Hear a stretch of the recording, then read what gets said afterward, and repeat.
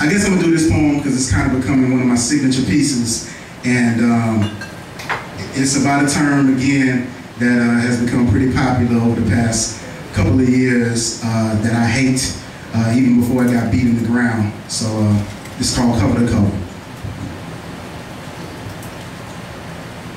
I know I was getting older when one of my nieces told me that I didn't have any swagger. That's the part where y'all laugh because that's funny. So I asked her how she defines swagger in her book. She told me it's all about the look. Your sense of style and confidence is obvious whether you're paid or not. Ice cold when the block is hot, you look like you got it even when you don't. Dead broke but still look and act like a meal. A man's appeal should be predicated on more than just what's in his pockets. And to be honest, Uncle Walter, you need to step your game up. I shrug my shoulders, flash her an uncomfortable smirk and say, baby girl, I understand what you're saying, but be careful. Because I grew up with girls who thought just like you. Young ladies committed to school but chose the wrong criteria to evaluate potential mates. Expensive taste made them chase behind drug dealers and jocks who most often than not wrote their futures on locker room stalls or the backs of wrinkled 20 sacks, thinking that by giving men love and children that they would be willing to follow a different direction, trying to teach a new dog an old lesson by giving them their treat first. Then girls wonder why things get worse before they get better. See, men hide their abusive tendencies behind Gucci sweaters. We wrap our shallow thoughts in Louis Vuitton scarves, cover our propensity to walk away from responsibilities in a fresh pair of Nikes, buttonfly our insecurities with the most expensive pair of jeans we can find, because love is blind. And most women only see what they want to believe. See, swag is a smokescreen, a mere figment of your imagination. You judge the book by its cover, but then forgot to read the pages. If you had, you would have known that he was more style than substance. Love a chick that got her own because he has nothing. Making lifelong plans with a man who only has ambitions as a rider. But it's hard to support a family when you ride on skinny tires. Picture me rolling. She never pictured herself unfolding 4-page letters from the one she gave her heart to.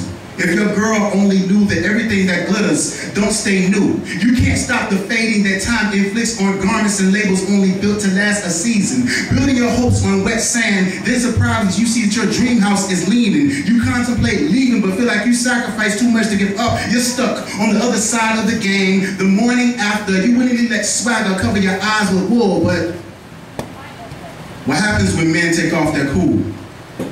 What does he do for you? Where is he trying to go in life? What's his relationship with his mother like?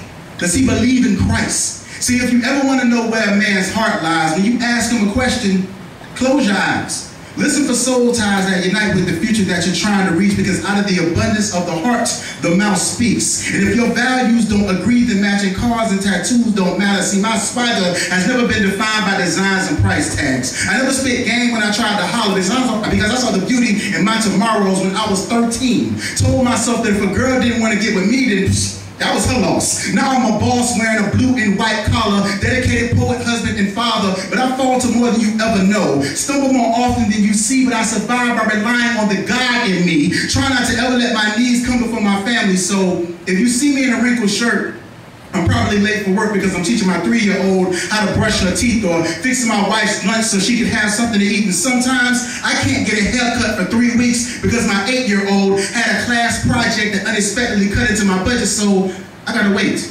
Swag is the arrogant younger brother of faith. The prodigal son making his inheritance reign in Babylon, but eventually we all get old. And our children need more than name brand clothes and an attitude to survive the storms of life. So I told my niece, yeah, you're probably right. I don't have any swagger. And as much as I wanted to be mad at her, I just couldn't bring myself to get angry. She's aiming for someone that has the complete package, and there's nothing wrong with that. I just hope that instead of admiring the book's cover, that she takes the time to read it from front to back.